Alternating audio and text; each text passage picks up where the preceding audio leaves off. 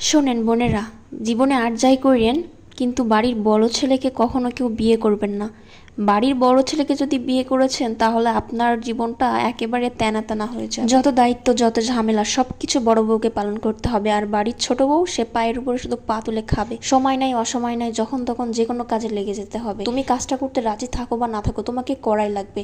এটাই হচ্ছে বাড়ির বড় বউয়ের নিয়ম। কোনো কিছুতে কোনো সমস্যা হইলে সেটা দোষ আসে সম্পূর্ণ বড় বউয়ের উপর। শ্বশুর বাড়িতে সব দায়িত্ব কর্তব্য বড় বউয়ের জন্য, আর ছোট বউয়ের জন্য শুধুমাত্র আহ্লাদ এবং আবদার। কোনো কাজ যদি না করতে চাই তাহলে কথা শুনতে হয় যে এই সংসার তো তোমার সংসার যদি তুমিই কাজ না করো তাহলে কে কাজ করবে? কাজের বেলায় শুধু বড় বউ, আর অন্য বেলায় বড় বউয়ের কোনো দাম নাই। সারাদিন রান্নাঘরে রান্না করতে থাকলেও কেউ এসে খোঁজ নেয় না যে বড় বউয়ের একটু কাজে হেল্প করি, কাজে একটু সাহায্য করি। অথচ খাওয়ার টাইমে ঠিকই সবাই হাজির হয়ে যায়, কি রান্না করেছো, কি খাবার দিচ্ছ, এখনই খেতে দাও। তার উপরে রান্নাতে যদি কোনো ত্রুটি পাই তাহলে পড়ার বাড়ির লোক চলে আসে কথা শোনাইতে। অথচ এই মানুষটা যে একা হাতে সবকিছু সামাল দেয় সেই বেলায় কেউ এসে একটু খোঁজ নেয় না, কেউ একটু দেখে না। নামেই শুধু বাড়ির বড় বউ, আর তাছাড়া অন্য কোনো কিছুতেই বড় বউয়ের অধিকার থাকে না। নিজের ইচ্ছা খুশি মতো কোনো কিছু রান্না করতে পারি না, নিজের ইচ্ছা খুশি মতো কোনো কিছু খেতে পারি না, সব কিছুতেই বাধা বিপত্তি।